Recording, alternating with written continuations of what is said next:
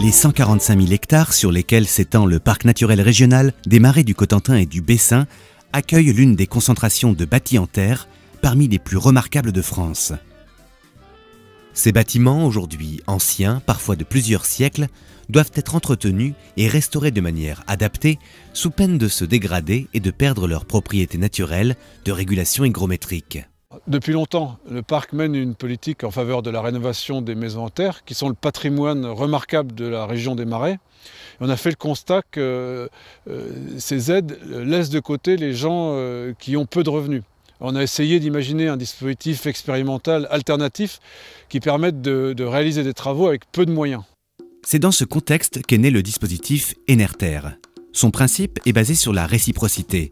Il s'agit d'aider les habitants à restaurer eux-mêmes leur maison en faisant appel à d'autres particuliers, eux aussi en attente de travaux, qui recevront en retour l'aide de ceux qu'ils ont aidés.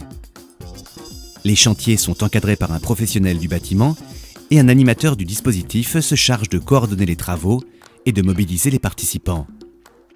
Moi, c'était un procédé que je trouvais formidable, juste tellement formidable que j'y croyais pas, en me disant c'est trop beau pour être vrai. Je me disais, est-ce que c'est vrai? Je parlais tous les soirs à ma mère et elle peut témoigner. Elle me dit, et tu dis qu'ils sont venus travailler comme ça Je dis, mais oui. Elle me dit, c'est pas vrai. Ma mère, elle croit pas. Pour que les échanges entre participants soient équilibrés, les efforts de chacun sont comptabilisés au sein de ce que l'on nomme un système d'échange local.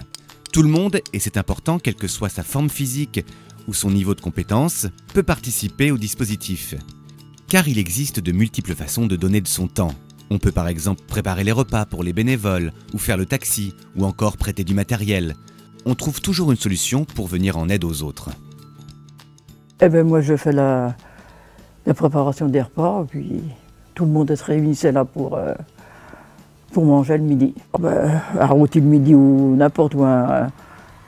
Et puis après du riz au lait, tout le monde était content. Et puis moi aussi. Chaque chantier d'Enerterre est mis en place suite au diagnostic établi par l'animateur d'Enerterre lors d'une première visite chez les habitants.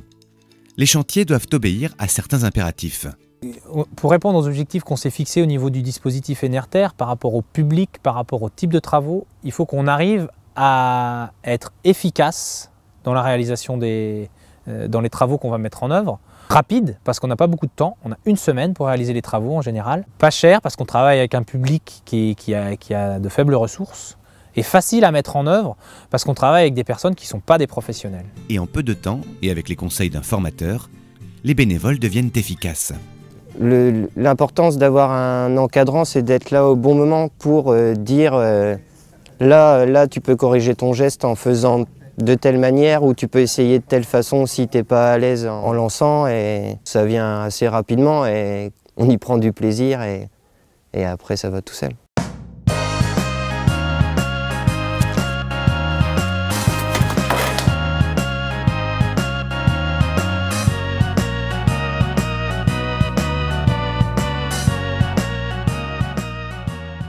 D'un seul coup, on arrive avec 5, 6, 10 personnes. Donc, même s'il y en a que 3/4 qui sont vraiment efficaces, la magie opère. La magie opère, il y a du monde, ça bouge dans tous les sens, la personne qui n'est pas trop faite, hop, elle va aider.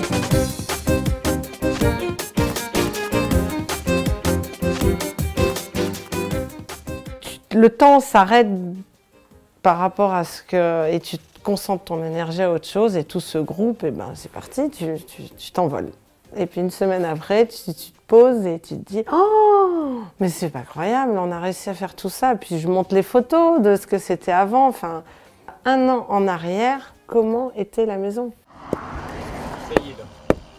Sur un chantier, on ne trouve pas que les bénéficiaires du dispositif, on croise souvent des bénévoles, simplement désireux de se former aux techniques de l'éco-construction. Moi, ça me permet de mettre en œuvre des matériaux que j'ai pas l'habitude d'utiliser, que je connais pas. Ça permet aussi de bosser tout en étant dans une ambiance conviviale et où on va pas se faire engueuler si on fait une erreur, quoi. Les gens sont aussi là, les encadrants sont aussi là pour nous aider, nous faire progresser. Initialement réservé aux personnes les plus démunies, propriétaires de maisons de terre, le dispositif a rapidement été élargi à tous ceux qui s'étaient lancés seuls dans des travaux de réhabilitation de leur maison, de terre ou non, sans savoir ce que cela impliquait et s'étaient littéralement enlisés, au point de perdre toute motivation. Et c'est sur ce point qu'Enerter a réalisé l'une de ses plus belles réussites. Car un chantier, c'est aussi un formidable outil pour générer des dynamiques d'émulation entre les participants, pour sortir certaines personnes de l'isolement et plus généralement pour produire du lien social. Des résultats qui vont bien au-delà de la simple rénovation de leur maison et qui sont parfois tout aussi importants. Je venais de perdre mon emploi et du coup j'étais dans une phase un peu de perte de confiance en moi. Et du coup avec le principe d'Enerter, de rencontrer des gens comme ça m'a permis de me rendre compte que j'étais capable aussi de faire des choses. Et on se rend compte qu'on n'est pas forcément tout seul dans les galères, qu'on n'est pas tout seul à vivre les mêmes difficultés. Et du coup il y a toujours cette confiance et voilà, de se dire on peut y arriver et on va y arriver.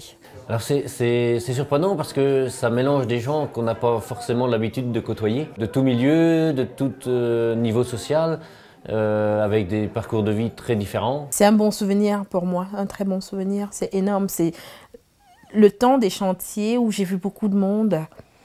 Je me suis sentie remotivée. Normalement, d'ici quelques temps, là, je devrais reprendre mon activité professionnelle pour pouvoir refinancer la suite des travaux. Parce que moi, je pense que vous ne serez pas venu là, je serai encore là dans mon coin. Après 4 années d'expérimentation, on peut faire un premier bilan des difficultés rencontrées par le dispositif. Alors les difficultés rencontrées dans cette expérimentation sont de différents ordres. D'abord, elles concernent la mobilisation des bénéficiaires. Il est compliqué d'aller à la rencontre des gens en situation de précarité sur un territoire. On a pu le faire avec l'aide notamment des travailleurs sociaux. Ensuite, les difficultés concernent les travaux en eux-mêmes, puisqu'ils ne sont pas faits suivant les habitudes, c'est-à-dire avec les artisans. Les travaux ne bénéficient pas des garanties habituelles, d'où des difficultés de financement. La question de la pérennisation du dispositif est maintenant posée et de nouvelles pistes de financement doivent être explorées. Car jusqu'à présent, le projet a été soutenu par divers organismes, à commencer par la Fondation de France, dans le cadre d'une expérimentation sur l'écohabitat, dont Enerter a même été lauréat en 2014. Mais aussi, entre autres, le ministère du Logement, la région Basse-Normandie et l'ADEME. Moi, j'aimerais bien qu'on ait des centaines de Enerter partout en France, en Europe ou même dans le monde, c'est-à-dire des projets où on est capable de mobiliser comme ça sur le terrain une multitude d'acteurs qui vont dans le même sens que celui de la rénovation énergétique, où on se rend compte que non seulement il y a une plus-value économique, il y a une plus-value environnementale, mais que la plus-value la plus importante, c'est celle du lien qui se crée autour des différents partenaires du projet, et notamment autour des citoyens qui participent à ce projet. Autre confirmation d'importance, celle qu'une maison n'est pas qu'un cadre passif de l'existence, et qu'en agissant sur elle, on influence directement la capacité des individus à générer de nouveaux projets et à nouer de nouvelles relations. Mais aujourd'hui, je suis bien chez moi.